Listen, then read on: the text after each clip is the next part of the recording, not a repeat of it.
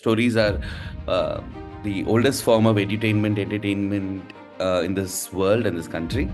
And at one point of time, my corporate career merged with my passion interest. I come from both the performance world and the corporate world. I could talk to a little one, and I can talk to somebody senior, and I can go on to it. People may not remember how you start, people will remember how you end. And every culture will have a story. There could be tribal tale, it could be a folk tale, it could be from Samudramantam, and so on and so forth. But the underlying question will be answered in multiple ways, in multiple.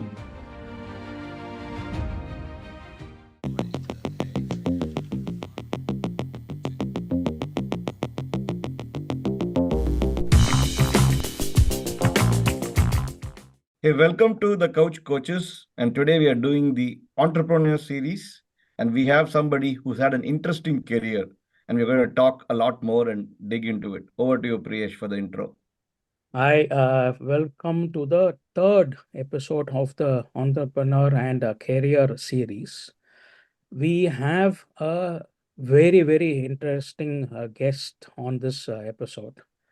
One who has completed his MBA from IIT Madras, who worked in top corporate companies, who also has a post-grad in comparative mythology and who is pursuing a post-grad in animal protection law. He changed his corporate career to an entrepreneur, but more interestingly, to a storyteller as a profession. We welcome Vikram on this podcast. Thank you for coming on to this, and I will allow you to say a few words on your career, and is also a PSBB main stool alumni. So from that, over to you, Vikram. Thanks, Paresh. Thanks, Ramani. Long story short, yes, everybody says on the weekend I love what I do on my weekends, but now I'm going to say that every day for me is what I love, what I do. And what I do for right now, in short, what Paresh and Ramani said is just I talk for a living. I tell stories so that people don't go to sleep. So whatever I have to talk, I talk in a way that people don't go to sleep. And stories are the oldest form of entertainment in this world and this country. And I'm sort of bringing it back in today's context. And that's in short what I do know today. May not be an entrepreneur in the large scale or balance sheet, but a solopreneur where the product and the service is this same person. I mean, you have to start somewhere small. So don't worry about Yeah. the balance sheet or, TAM or whatever, CAG or whatever. So good to have you, Vikram. So the first question is why this change from a corporate job when you have done a MBA from IIT Madras? Uh, Pretty odd property in the corporate life. And why didn't you change from a corporate to a storyteller? So I'm going to use the word move on. I'm because a lot of times change, a lot of times we don't have the option or we don't choose the option to shift paths. Whereas today there is a lot of options to shift. And even it can be shifting in the same company or outside the company. So for me, it was always doing things that I like to do and love to do along with my corporate career. And at one point of time, my corporate career merged with my passion interest. And finance also came from my interest. And the 2017 was the time when I had to choose between when everybody says, "Oh, I love what I do on the weekend or after my work," and so much happened to me that I used to even step out from my office and finish storytelling for a different label school, and then come back and again continue working. And then the idea is we a lot of time we don't take a pause, we don't take a break in our life or career, like after 10th and 12th, and then 12th to college, then postgraduate, then office, blah, blah, blah. And someone did tell me, why don't you just take a break and see if it works? And I did listen to many forces around me, and I thought 6 months will be a nice time to take a break because enough savings and your CVs won't have a long gap. And 6 months has become about 8 years now, so I'm still going strong with 8 year Yeah. on. Yeah, for me, taking the break is probably makes, I mean, it's a good question in the sense why you shifted. But for me, more importantly, why storytelling? Because it seems very unique and it's not probably a first thing that somebody would pick. How did it come to Right. you and why did you pick it? So if I have to say stand-up comedy or motivational speaker, there is two parts to it, right? And I'm Mm, saying, but so storytelling will come somewhere in center where the medium is still voice, the medium is still an audience, but the path is a little different. mm, Whereas in a very typical, when you say stand-up comedy, there is a certain path, that journey that goes. But in storytelling, for me, and each Venn diagram is different. Like for example, a musician, each musician, music is the same, but how they come to it will be different. For me, storytelling was sort of a midpoint between my performing arts love for theater, performing arts, audience, live performance, and then a lot of conservation in terms of wildlife, flora, fauna. And third is working with people directly, social work. When you mm, talk about social work, for me to go, I think coming from PSBP also, volunteering was something that was part ingrained. And for me, that's even extended. I used to go some weekends to different hospitals and work with children, just make them laugh. And today it's called mm, clowning, many forms. So all mm, these three continued as I worked in the corporate career. And once, I think when I was in Atlanta, there was a sales conference, a marketing conference, and there was somebody who came and told stories to us. And in a lot of Western world, especially, the art of storytelling comes in the corporate world in a very mm, leadership way. mm, And then the reference that they were giving was, oh, in India, back in the eastern part of the world, in India, people use the largest epic called the Mahabharata, and blah, blah, blah, blah, blah. mm, My question is, I came all the way here, and then I'm listening to stories that I've traveled.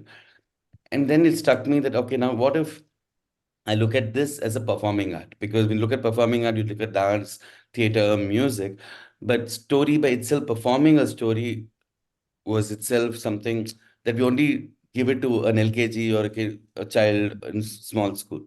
But where in the West, performing art has storytelling as a separate category. mm, Now, same thing it comes in. So now with that, when I came back, I started experimenting and looking out who's doing storytelling, who are the people who are doing performance storytelling. Now, a business trainer is very different. A business trainer also is called a storyteller, but that's not what I'm trying to get into. But I'm trying purely as a performance, as where there's an audience, there's somebody here. And a large research led me to say that it's very small and very few. It's only happening maybe in schools as a medium to teach children in little classes. Older classes also is not used medium. And I found there's a huge gap there. Whereas, and given that I come from both the performance world and the corporate world, I could talk to a little one and I can mm, talk to somebody senior and I can go on to it. But what are the stories are we doing? It's not about the stories that you do, it's about what you do with the stories. So mm, it's the same tale that can be told to an LKG and then can told to a mm, PhD scholar or a CXO. And as I went a little more into the stories, I realized that a lot of stories we are telling for children are actually written for adults.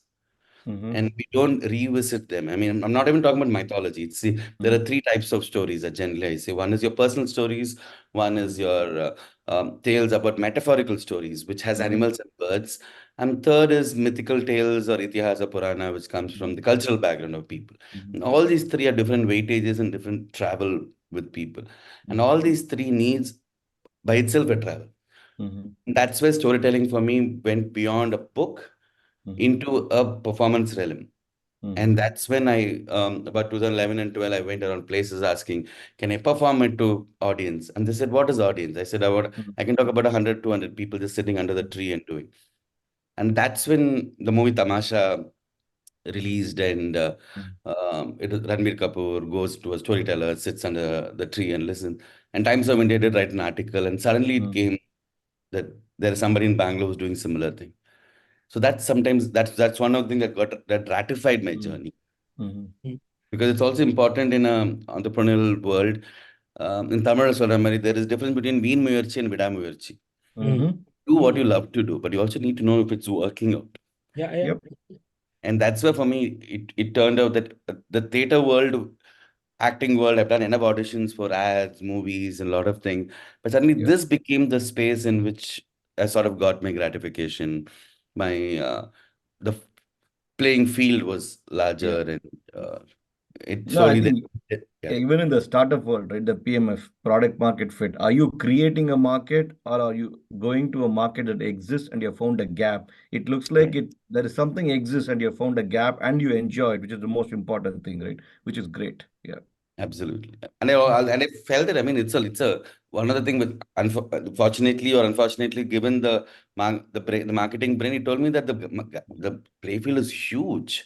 I Mm. mean, because from demographics perspective to like I can enter a corporate as much as I can enter a school, a college, or even a public space. Whereas another storyteller who comes from purely a teaching background may not be able to enter a corporate. So which means my Mm. gambit was large. Yeah. And that I was agree with you because I have attended a lot of business trainings in my corporate life.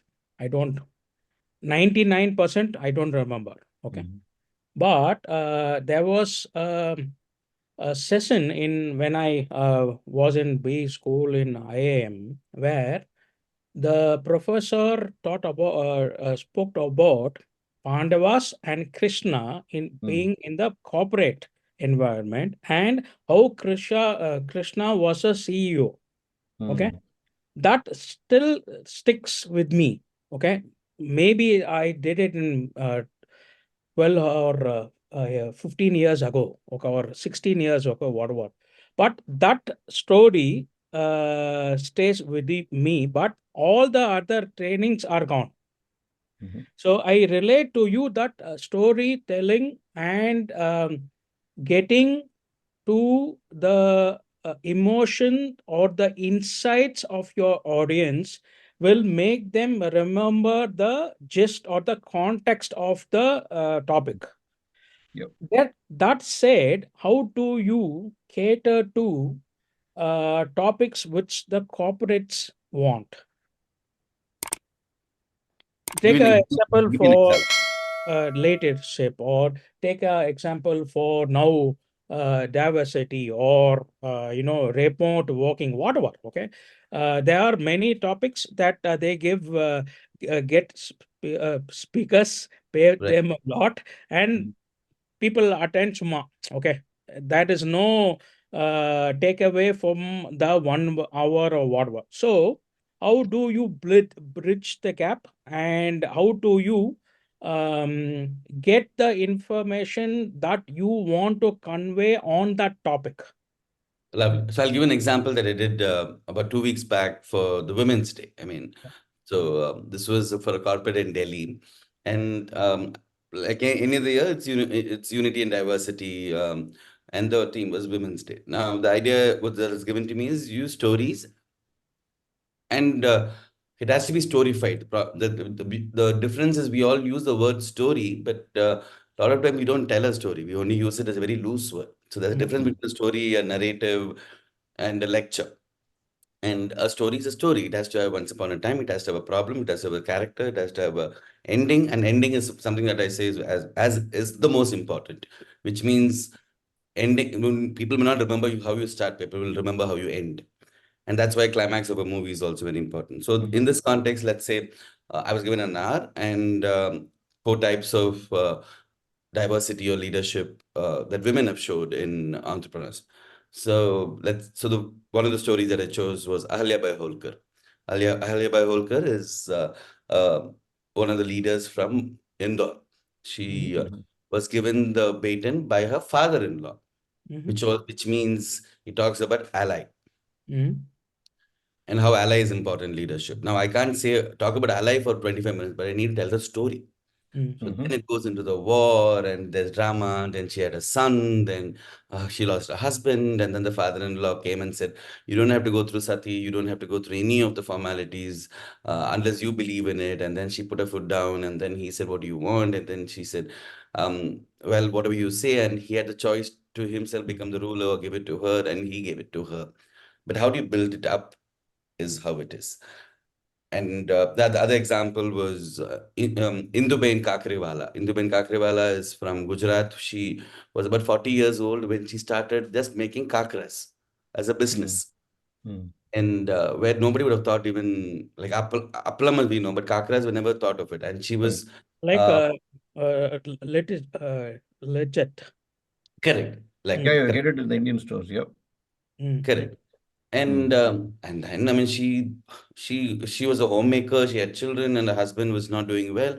And how she came with an idea saying that never Mm. sell something which is not eaten at home. That's Mm-hmm. it. Which means what you need to sell is something that you already consume. Mm.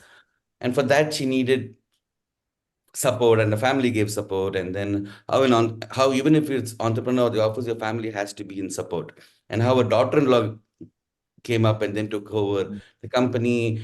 And after some time, when the company had great balance sheet, then her sons came in. Till then, it's only the women in the family. But the story is where the crux is, because the story is about kakras, about Mm. eating. And moment I brought in the kakra into the office, the entire bowl got over in 2 minutes. Mm. And that's how it is. And you can look at sports. There's so many stories like that, but Mm. that's stories because it's at the end of the day it's emotion, because problems are common to everybody. Mhm. Household problems are common to everybody. Moment you're able to touch it, and then you come to what you want to talk in the end. I mean, you want to talk Mm. about how allies are important, how intergender working is important, Mm. inter age group is important, but all that keep it to the end. First, the story has to come. Okay. So, do you Question have is, a library of stories attached to yeah, themes? And then, how do you prep when you go yeah. into a specific session?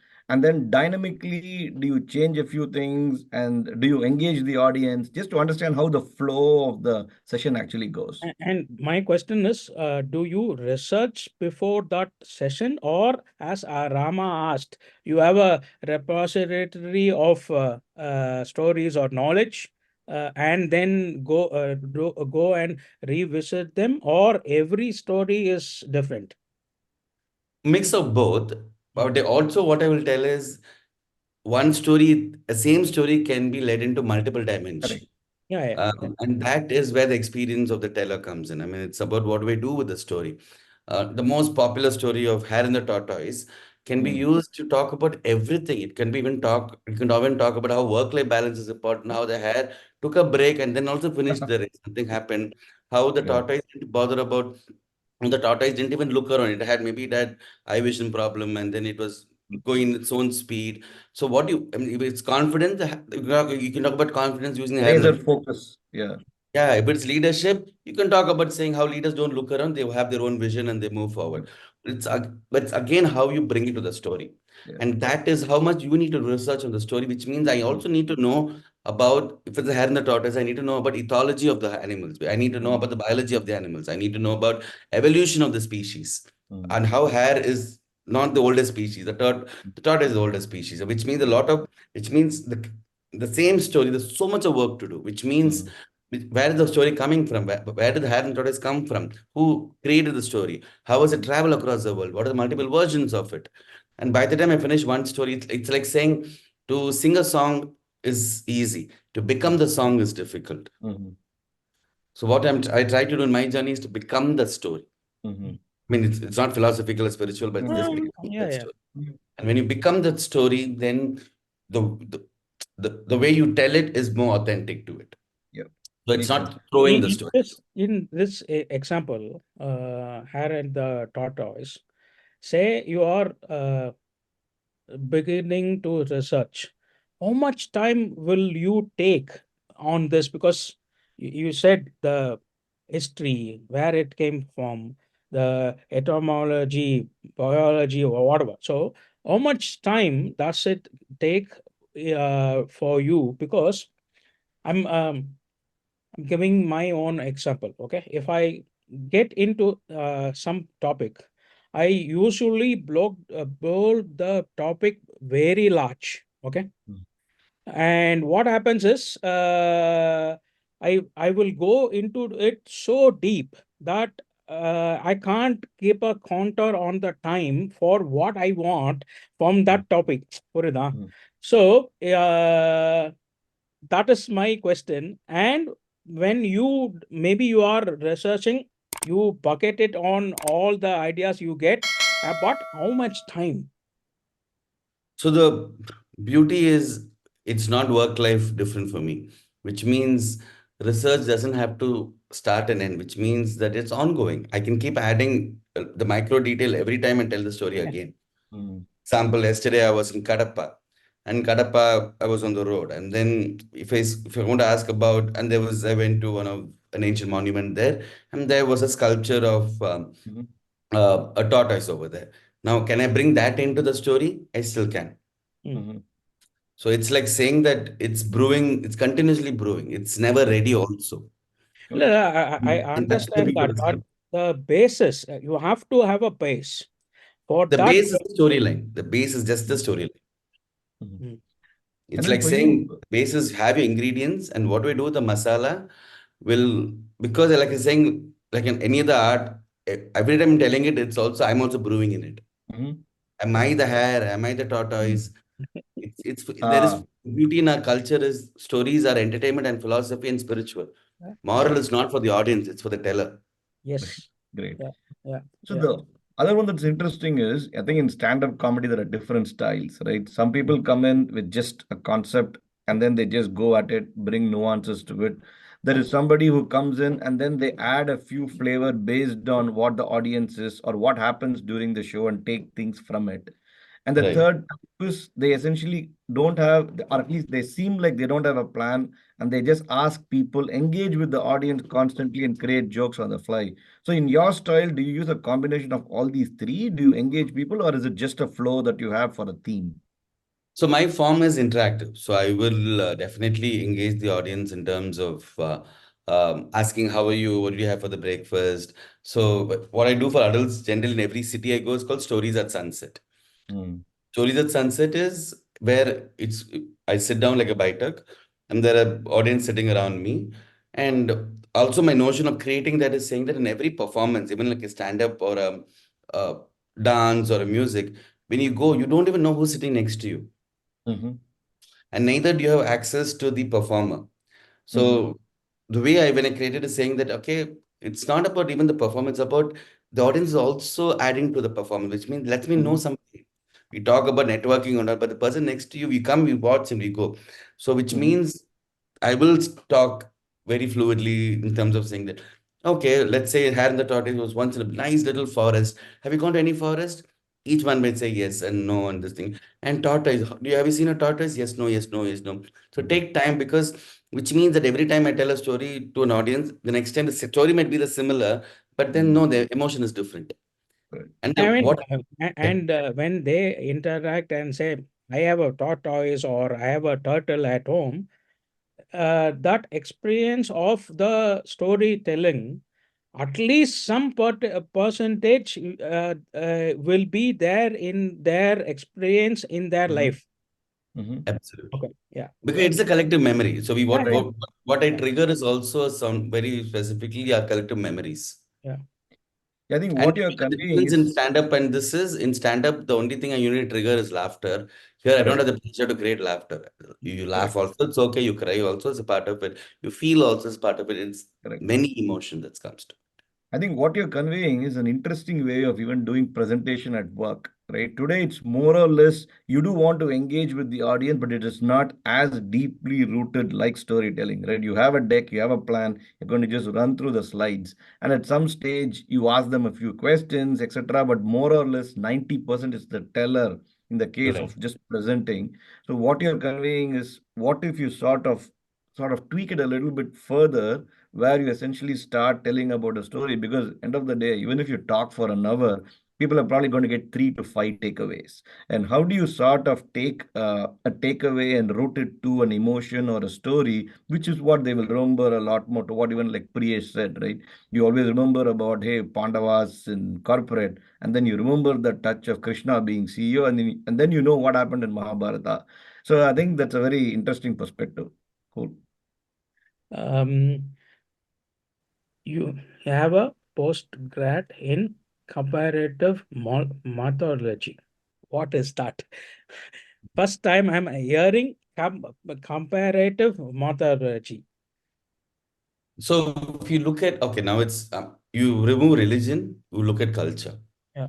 You look at cultures across the country or across the world, certain practices are very similar. For example, the birth ceremonies or the death ceremonies Mm. or even fertility rites. So, and these, all this will have a certain commonness. I mean, and that's where comparative mythology comes. And it could be Greek mythology, it could be in Buddhist mythology, Jain mythology, Vaishnavite mythology, Shaivite mythology. But look, my mythology is from a Western definition because in India, when it comes, it becomes Itihas and Purana, which is a very different discussion. But just looking at it as comparing cultures, we'll find that from somewhere in Tamil Nadu and somewhere in Bengal, our practices will be similar for a certain cause. Like someone a child is born. That's where so the study the course by itself studies that and that opened my eyes to a lot more. I mean, looking at like very simple. If you see even a Shiva temple in Banaras, when you see a Shiva temple in Rameshwaram, it is not the same. Mm. The Sthala Purana will be very different. The stories behind that is very different.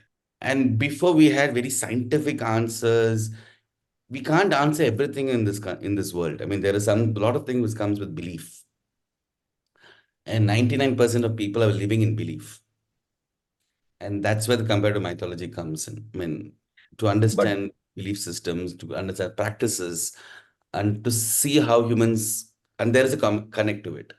do Give you give me compare, since one because or the name says comparative mythology, right? So do you take two different belief systems in two different cultures and put them side by side and say they are similar, or they say here is where they differ? Do you get into the details of it, or it's more about having a philosophy that there are different systems, each of them, even the nuances are different, and just willingness to accept all of them?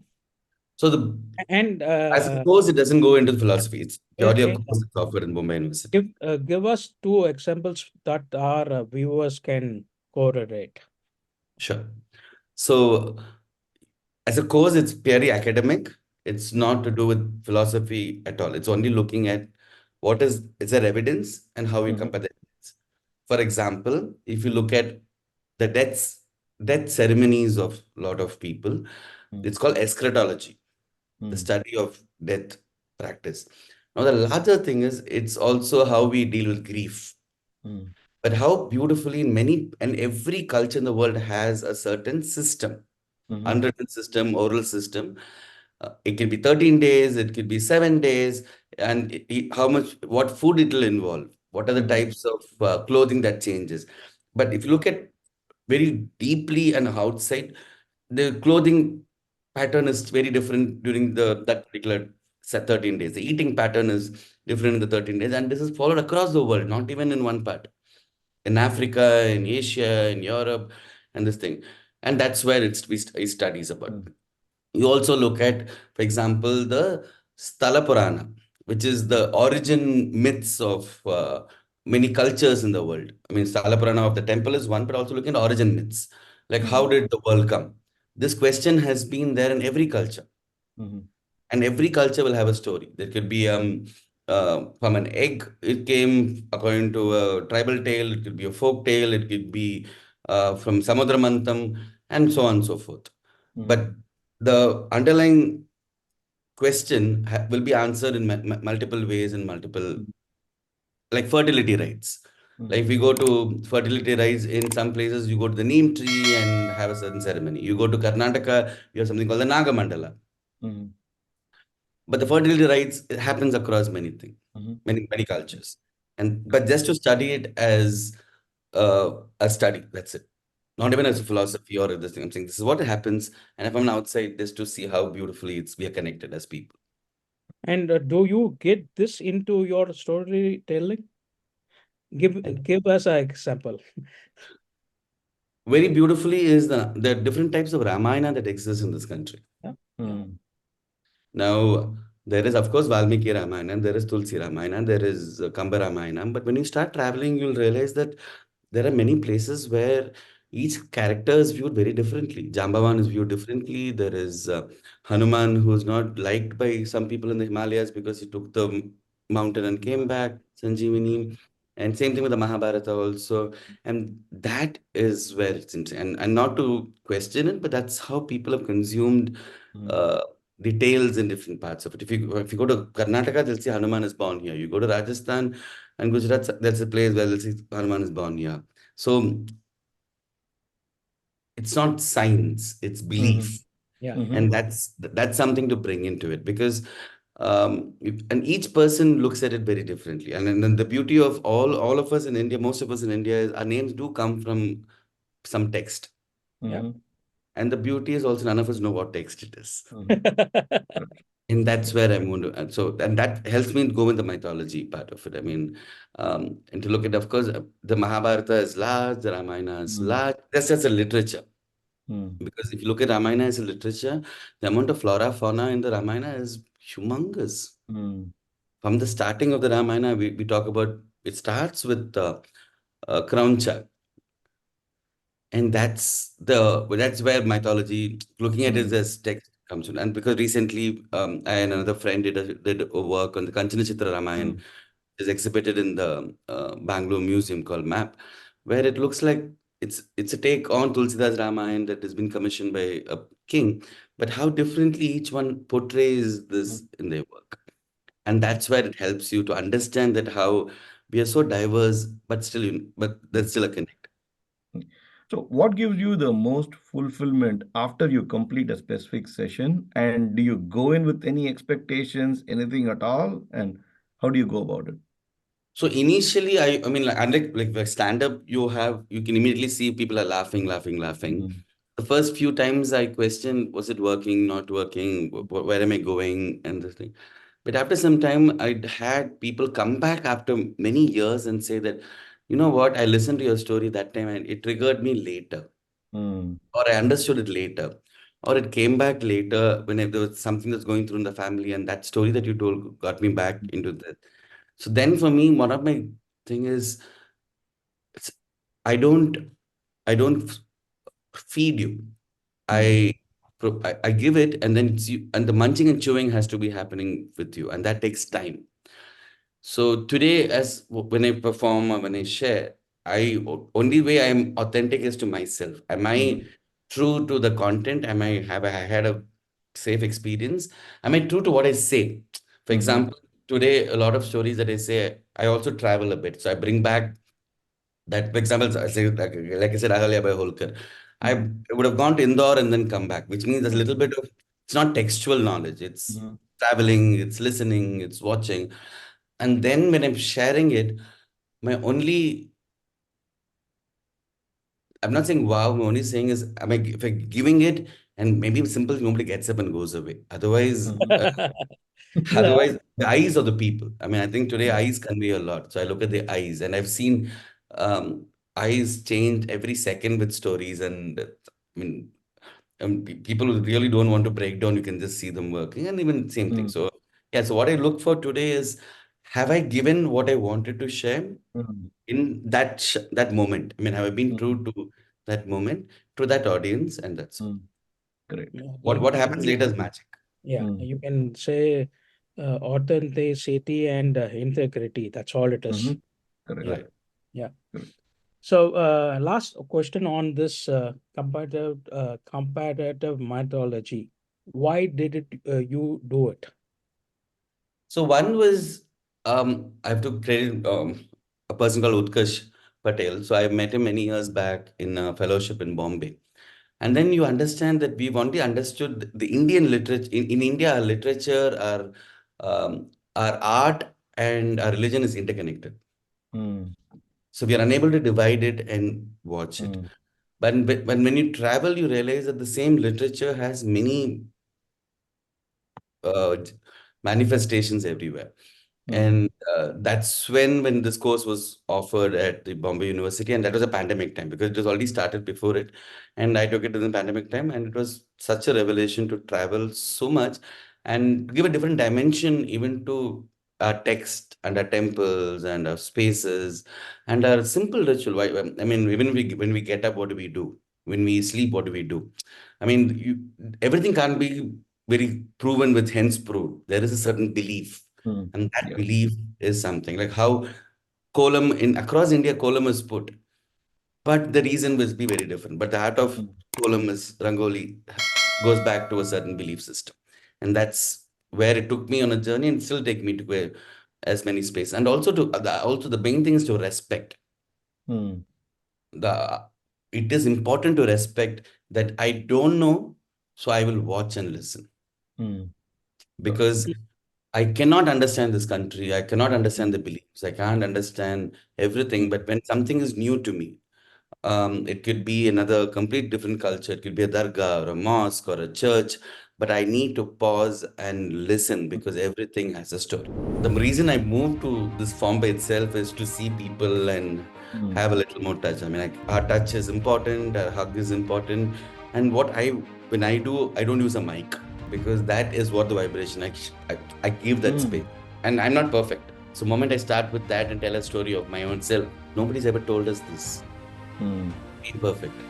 I was not a stage speaker in school. I was not a Mm. stage speaker in college also. Instead of somebody Mm. having 20 talent and moved to 100, I had point 0.5. And with the point 0.5, slowly, slowly, slowly, I'm just improving and still I'm vulnerable.